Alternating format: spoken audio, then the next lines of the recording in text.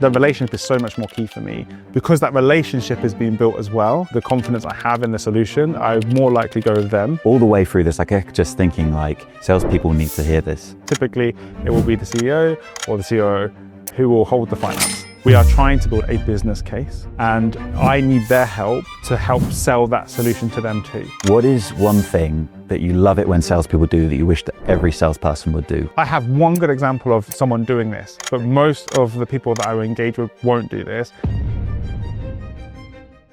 Today on Selling To, I'm talking to our CTO, Scott Roberts. How you doing, Scott? Great, thanks. Good. Well, you're a little bit different from perhaps your peers, other CTOs, where salespeople, when they're selling to you, they actually fess up. They say, hey, I know MEDDICC, and they say that that's what you can expect from me, is them to use MEDDICC when selling to you. Is that something you've experienced? Yeah, I mean, predominantly most of them will either mention they know the book or, they've done either the programs and everything else. So it does kind of give a little bit of a different, because I have a bit of an expectation that they're going to use it on me. Yeah. So it does change the dynamic a little. And how do you think they do?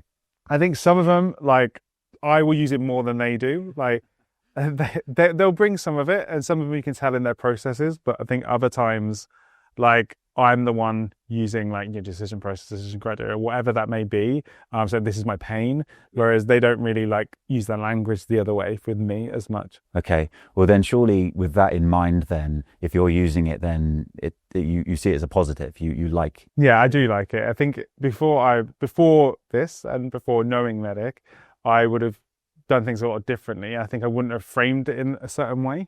So it allows me to frame what I'm looking for and how I will buy, and just gives me a bit of a framework that way as well. This is interesting. And one of the things we hear a lot when we're talking to potential customers and our customers around MEDDICC is they'll say that, it's great for these big, complex, opportunities, deals, companies we're working with, which of course we know is true. But they also say that as almost like a counter to, well, if you're selling smaller deals or to smaller companies, it's less effective. But we are, we're a small company, right? We're 50 people, sub 10 million ARR. So, we're effectively a small company, but here you are saying that it what helps you like it. Yeah, I think it helps. Obviously, some of these like paper process is going to be less. There's only a level of paper process, even in a business like this, because we'll have like security and compliance, like we're ISO. So we would still need to do some of that paper process, and there's always going to be a contract, but it's just less intense. But then the same with the economic buyer, there's probably like, it's either you or maybe Julie who are going to be the economic buyers, but there's not going to be this big chain of people as such. But you're still going to have potentially other champions as well, like Zion, who's our engineering manager, who helps with a lot of our decisions. Like he may be a coach, he may be a contact in the deal, but he'll still be involved in that as well. So there's still a level of, evolution of the framework that works at this level, as well as the big one too. Yeah, and it's fascinating to hear you just talk there. Like I often do this exercise with people where they, if they are proficient in using MEDDICC or MEDDPICC, where I say, okay, well, you just described a situation, a deal, whatever it may be to me. Imagine if you were then to try and do that, to explain what you just said there, but without MEDDICC, you'd have, you said paper process, and we instantly knew what you were talking about. The same with a champion, all those things. And so it's quite interesting that, it works your side as well, because you can communicate internally, and particularly decision criteria, which is, for me, the way that I buy now.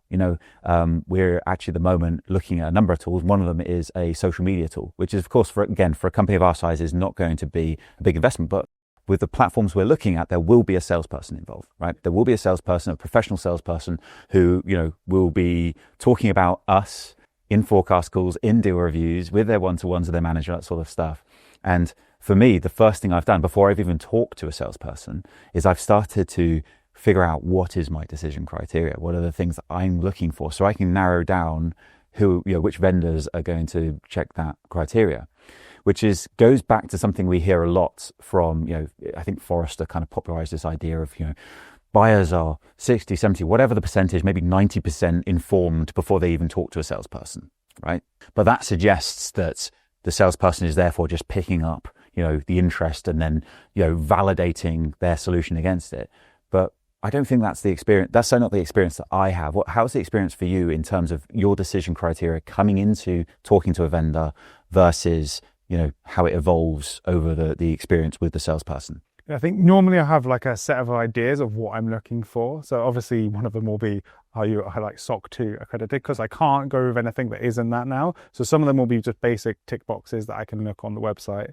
That's fine. And then normally it would be like a new idea. So we take like observability platforms. So as you're trying to build a platform that's getting bigger over time, you're thinking about these things. So I'm trying to figure out, how does this help me? I have these tools that already do this arguably for me.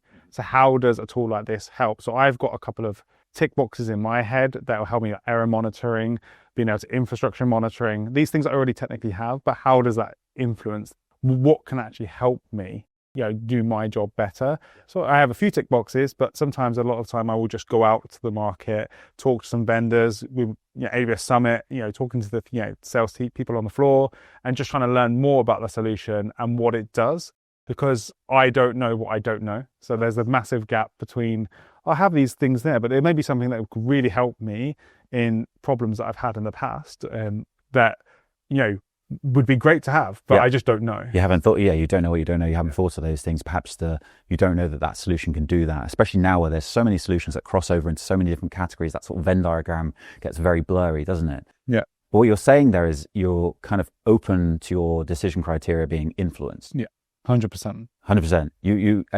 You say that positively, like you like that. Yeah, because I am trying to, do well in my job. So I may have, have an idea, but if there is things that they do that can positively influence my role, but my team, make our lives easier, then I'd rather be influenced in that way of saying, this is great, but we also have this product that can help you here too. You'll be able to consolidate a tool over here. So if you think about HR platforms like Rippling, we've done that as well. So we've moved providers to go to Rippling, but that allows us to consolidate loads of other technology that we have and more stuff to come. And that's like, okay, well, we didn't know you could do that. So there's all these little things that you just don't know what you don't know. And then if they've got a solution that, influences, okay, well, I didn't know you did that. Oh, so, for this little bit extra, but we could take away this whole entire platform, this headache that we had, then why not? Like, it's great that way. So the straightforward answer to, as a CTO, do you like it when salespeople try to influence your decision criteria is? Yes. Yes. Okay. Makes sense. And are you almost like looking for that then from a salesperson? Yes, I think so. You come with an idea or a vision of what you're looking for, but I like the chat. Sometimes it's a nice time to just be able to talk outside your team, and also like you're obviously interested in what they're selling, because why would you be in that conversation to begin with? So at that point, I want to kind of talk in their world and talk about my world. These are my problems. These are the things you can do, but just a general chat. And then I feel like it kind of leads on to, what is the possible future with them as well. So yeah. Okay. And you mentioned observability. Yeah. That is something I know you're evaluating right now. You're even wearing a t-shirt to sort of talk about one of the vendors. That should surely, if we do end up choosing Datadog, that should surely equate to some sort of discount that we should get. Well, exactly. I have the same t-shirt, by the way. It's a very nice t-shirt. So that's it. That's super interesting. And how have you found your experience with observability platform providers? It's a space that is mature. Very mature. Very mature. Yeah. And so what I would imagine you're looking for there is, what are those sort of grey areas that you perhaps haven't discovered that could be, could uncover value for you? How have you found the experience? Yeah, because I think we've got like a company called Sentry that we do our error monitoring, and you can tell that they're expanding into that observability side. And then you'll walk down to the AWS Summit. I was at the Lead Dev conference, and you've just got a floor full of vendors, and they're predominantly observability platforms, or they're getting close to that. So you're sort of, you're starting a conversation with salespeople. They all seem to know MEDDICC, which is great, because then we have a bit more banter before we kind of talk into that. And then it's kind of like, okay, but what can you do for me? I have some varying tools that I have, but what do you actually do? And a lot of it is quite overwhelming, because especially with Datadog, where they have just a suite of features and functionality, you're just like, okay, but what do I need? And it's like, I don't need what a Fortune 500 needs, but I still have a need for observability. Even a small startup to mid to enterprise, there's always going to be a need somewhere, and it's going to be different. And if you're building AI tools like we are, there's also a new need for AI observability now. So, but I don't know what I don't know, and I don't know what they have that could really give us an edge up of building things. So it is just that kind of exploration. But there's a lot of vendors as well. There's a lot of vendors. And so this is the thing as well, where we've talked about decision criteria from a influencing perspective in terms of, helping you figure out which vendor is right because of the value it can provide, and then perhaps them influencing your decision criteria into new areas of value they can provide to you that you perhaps didn't know that they could do. But there's another part of decision criteria as a buyer for you, that it actually, if you have a really solid decision criteria and you have a partner that's helping you really lock that in, it makes your buying decision easier. I mean, the clue is literally in the name, it's decision criteria. But how often do we think about it as salespeople from just our side? It's like, do we know the customer's decision criteria rather than using it proactively with our customer to say, hey, sounds like these are the technical things that you're basing your decision upon. By the way, these are the things that are commoditized. If we're talking about observability, it's a very mature industry. These are the things that are commoditized. This is what everyone will say they can do. But from talking to you, Mr. Roberts, I can see that this thing here was perhaps something you hadn't considered was important, but from our conversations, now is important. So we're making sure that that's locked into your decision criteria here. And then there's the relationship things. You mentioned you come to AWS Summit. Are you an AWS customer? Did you know we're an AWS Platinum partner? Blah, blah, blah. You find that area of value. Do you know we can give you some free credits? There's an economic decision criteria. All of a sudden, that helps. Those things are great, but how about we actually keep them front and center for your decision by locking them in and helping you have that buying process? And that's all a really, I think, powerful part of it. I think it's like them becoming a partner, because if they're influencing my decision criteria, they're almost becoming a partner. So even though I may very most likely using that decision criteria to evaluate other vendors as well, because I think as well, back in the day, you'll think about any tender process, you're getting 3 quotes. But in your head, when you're buying, it's like 3 quotes. I need to talk to 3 different companies to get an idea, like, this is great. What's the cost over here? What's the value over here? But if they're influencing that decision criteria, I am so much more likely, because that relationship is being built as well, that I'm just like, yeah, but it may be cheaper over here. But the relationship I've built and the coaching and the confidence I have in the solution, I more likely go with them, just because we've had that weeks of going through everything. So. And that's the beautiful thing here is like, what from a salesperson's point of view there, let's say that I've been the one that's helped you build that decision criteria. Like you say, you're going to talk to other vendors. There's nothing that I've done wrong for that to happen, right? But if I've done my job well, then I would have made sure I've locked our differentiation into that decision criteria, so that when you go from talking to vendor A to vendor B, they almost fall into my trap that I've set vicariously through you, which is a beautiful thing, right? And that's the art of great salespersonship with MEDDICC, in this case, decision criteria. One thing that does come up a lot, particularly given that you're CTO, the T is the clue, it's a technical buy, will be the demo, right? And that's where a lot of the magic happens.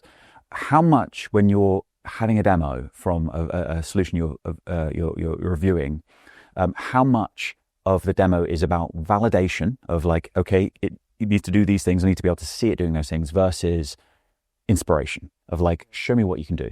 I think it's probably a good 50-50. I think I've got a set of things I'm like, okay, well, these are the things I feel like it needs to do.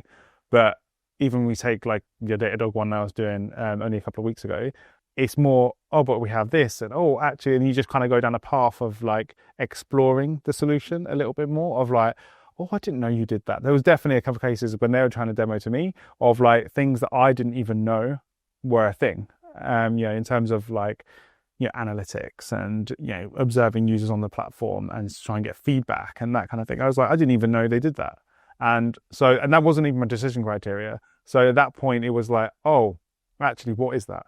And then it was like, okay, and then we dive into a little bit of a tangent over there, but that allows me to go, okay, that's something I wasn't thinking about at that point. Now I am. Can I consolidate platforms and all these things? Because as you say, there's so many SaaS platforms, so you don't want to manage all these tools. You want to have that one centralized place. So I do think, taking you on a journey is kind of like 50. I'm trying to tick boxes. Do you do this? Can I do this? Can I do this? But if you can then show me something that maybe I didn't know, that changes my view of it all as well. That's interesting. You said it yourself, there's so many SaaS platforms in this case. We mentioned Datadog, but the people listening to this will be, particularly the marketers, I imagine, will be really interested to know, how did you start talking to Datadog? Who else are you talking to?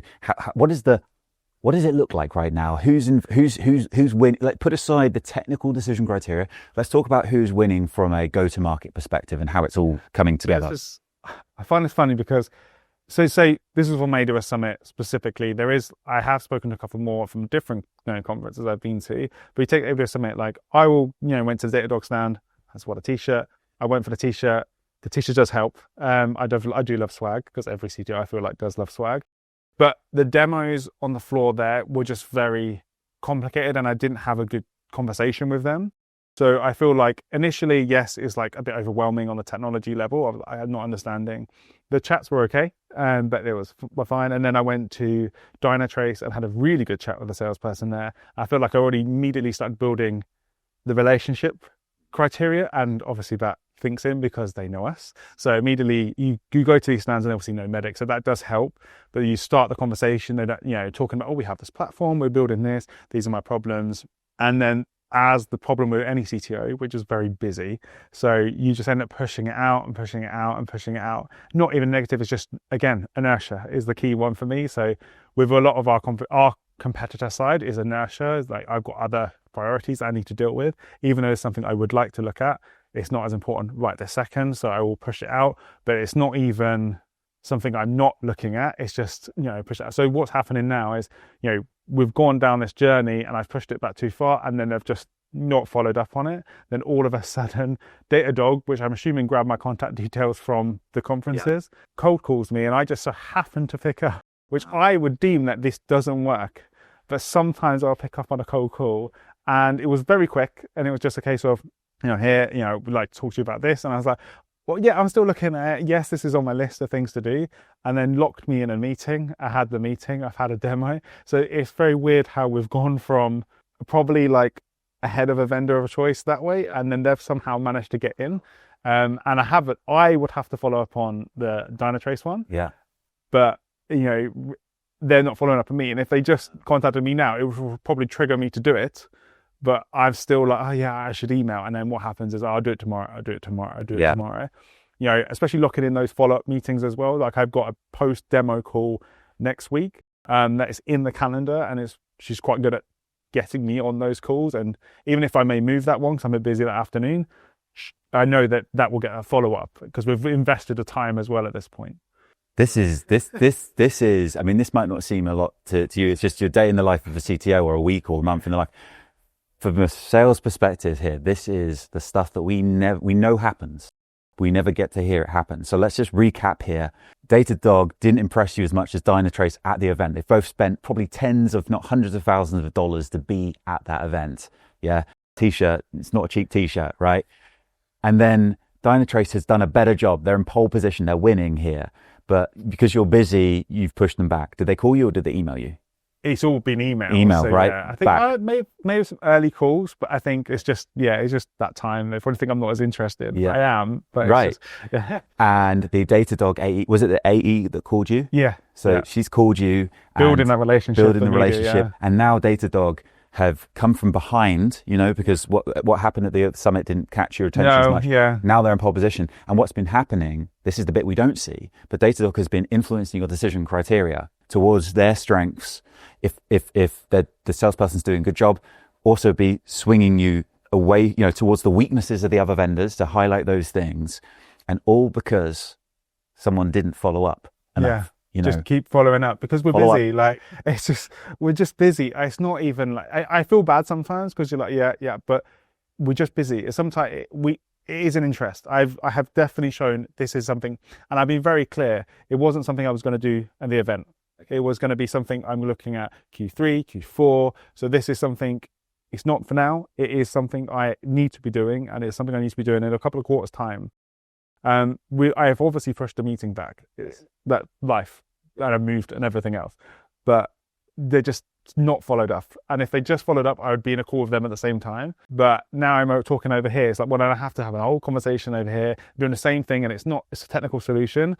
They ask a lot of technical questions. We have to put that together. It does take time, and they apologize for that. But that's how you get the right decision criteria.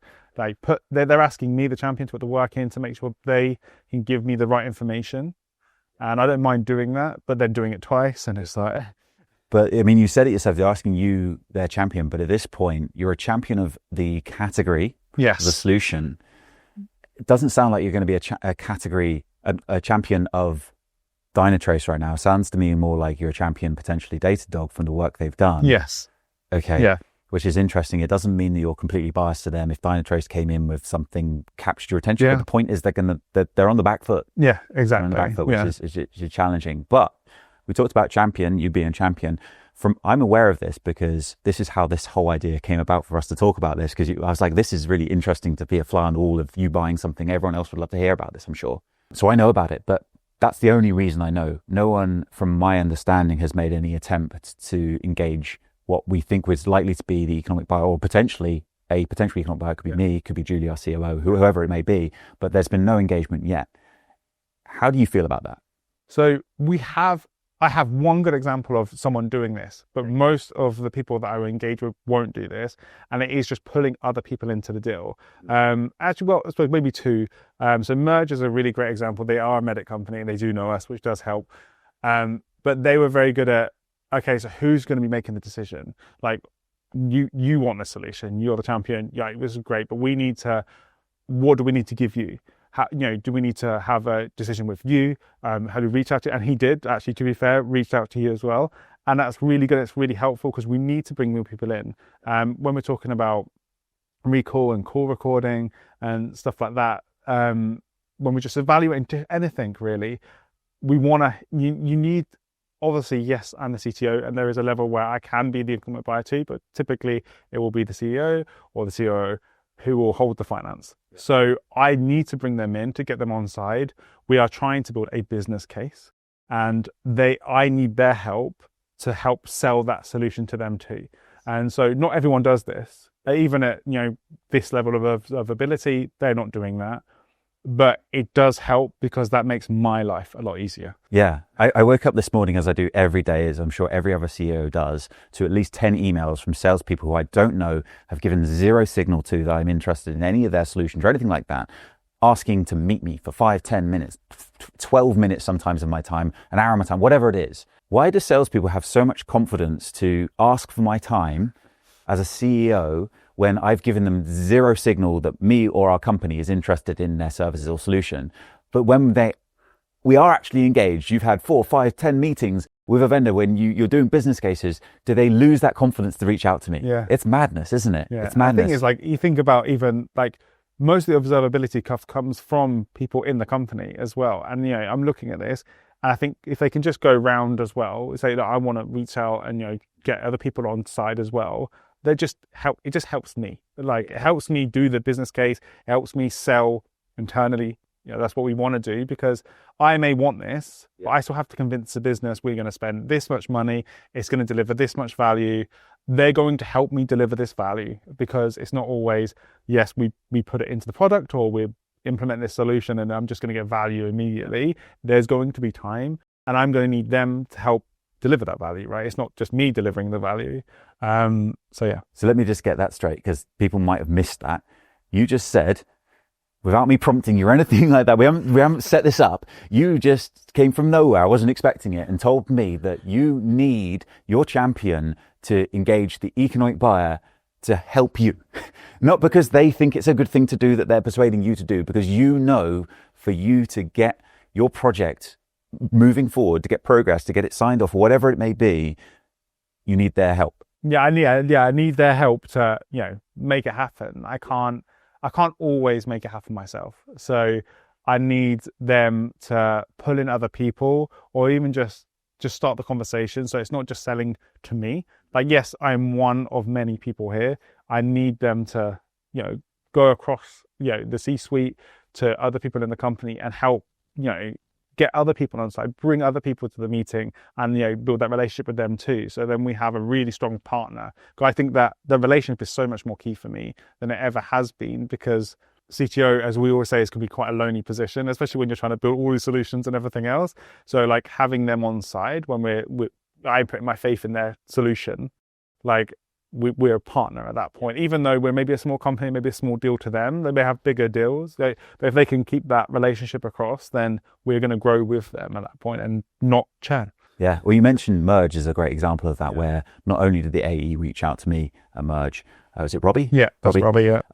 And Robbie reached out to me, but also he connected me, who was someone I already knew with, which was their CRO, Travis, who is, you know, a top CRO in our industry, who actually he's a guest on Masters of MEDDICC before, back in the super early days. That was kind of cool. But Travis engaged, and then we've done that beautiful thing that we talk about doing, which is where you want to sort of align, you know, the economic buyer to somebody senior in the business, and so that have that connection. We had the call, and it was on rails from that point forward. I'm obviously bought in that you presented a solid business case. It all made sense from every aspect, which you see a lot. But interesting about Merge, I think the audience would be interested here as well. How did you find out about Merge? Yeah, that's a funny one, because I listen to quite a lot of podcasts. So I was listening to a podcast, and they were telling a story about, you know, someone like me with this pain that they had and how their solution helped. And it was the pain, and the story of that pain was just like, you know, I'm walking down the road and I'm like, yeah, this is me. Like, this is me.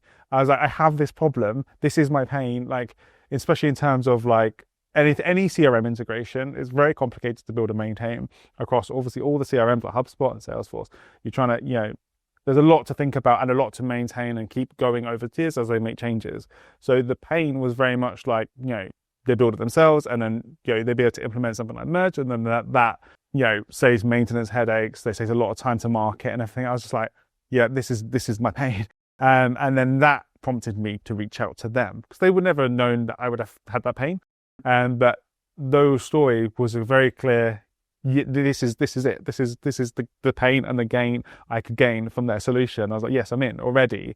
But obviously I need to still explore what it is they do, how much does it cost, how easy is it to implement, and just going through that motions with them to get more confident in that solution. And they did a great job for one, providing the business case, being able to, you know, connect with you, which, again, I understand they're a MEDDICC company, but even then it wasn't like, that was one part of it, but I didn't even know the CRO at that time. It was more of a case of, I had this pain, like, and just having that good relationship. And they were so good at pulling in the rest of the business and being able to, you know, help with the rest of the business. Like, you know, salespeople need to sell it. Like, we've got all this, we can jump on a call with your sales team, and whatever that is, they had just had so much more support. And, you know, the presentations that's part of, you know, that's influencing decision criteria, but also helps the decision process as well be able to sell internally for them. They're giving me the stuff that I need. So it was just really smooth that way. And I think the thing with Merge in particular, but I think a number of things we've bought over the last couple of years or so, there hasn't necessarily been a compelling event from our side. We've not been working to, you know, replacing a platform. It's mostly been new technology we've been putting in. There's never really been a massive compelling event. You know, even if you think about the buying journeys you've been involved in, that where you were kind of the technical advisor, sort of part of it. Like when we replaced our HR platform, even then it's, you know, there's no burning platform, no compelling event. Merge, I remember, did a great job of doing such a good job of building the business case that we could see the value, the ROI, that it's they were then able to, you know, compel us to have urgency, right? And it wasn't, oh, by the end of the month we'll give you a discount, although I think there was a time element to the proposal they put together, but it was very much like every month that goes by, it's costing you more over here, you're missing out on revenue over there, here's the business case, let's go for it. Which is, I think, great. And, you know, again, there's this kind of fallacy, I think, that buyers don't want to have urgency, or they don't want to be sort of pushed to buy, which I just don't think is true. I think if, you know, particularly if you found value, if the salesperson can present to you, hey, you like this, let's make this make sense and let's get this going, you're keen on that, right? I think it's just that return on investment. If they're driving that, then it's the upside, right? If we can get this done, and then you can put these things in place, you're going to get do it now. So, it needs to have an end, right? We can't just keep buying forever, sort of thing. So I think some people are very good at influencing that to have that kind of artificial, like, compelling event. Sometimes there is one, but predominant of the time it is like, you know, this, you can see the future. It's a no-brainer. Let's just do it now, because then you have this potential gain in the future. Yeah. And you mentioned ROI there.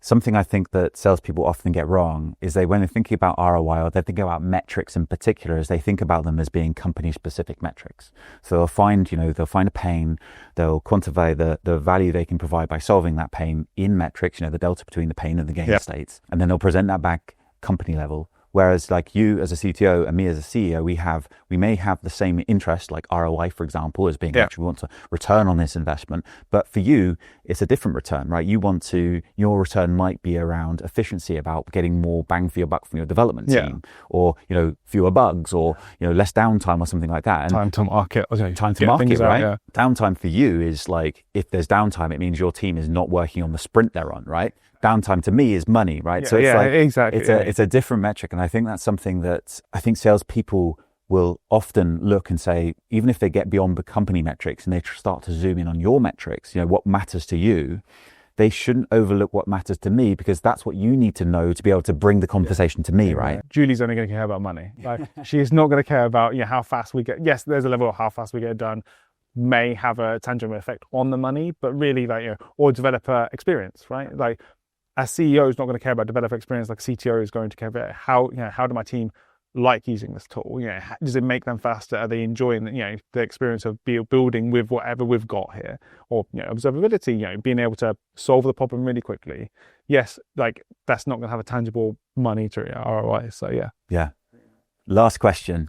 What is one thing that you love it when salespeople do that you wish that every salesperson would do when they're engaged with you? I really like the follow-up. So one, schedule the next meeting, because I will forget, and it does give me it gives me a tangible, it's in the calendar, and then also just following up, giving me that kind of summary of what we've done, what we've decided, what our next steps are, and so it's kind of keeping that project, the buying project moving forward, because otherwise, if it's just like, oh yeah, that's great, thanks, and then done, I'm probably not going to follow like myself. So I think that's one of the key ones for me. Cool. Well, Scott, thank you very much for being our inaugural guest on the Selling To show. It's been awesome. And I think like all the way through this, I kept just thinking like, salespeople need to hear this. Salespeople need to hear this, because the bottom line for me is all of what you've said is that you like being sold to, but only when it's good selling. Yes. And what we've heard is MEDDICC is good selling. Inspire your decision criteria, build you as a champion,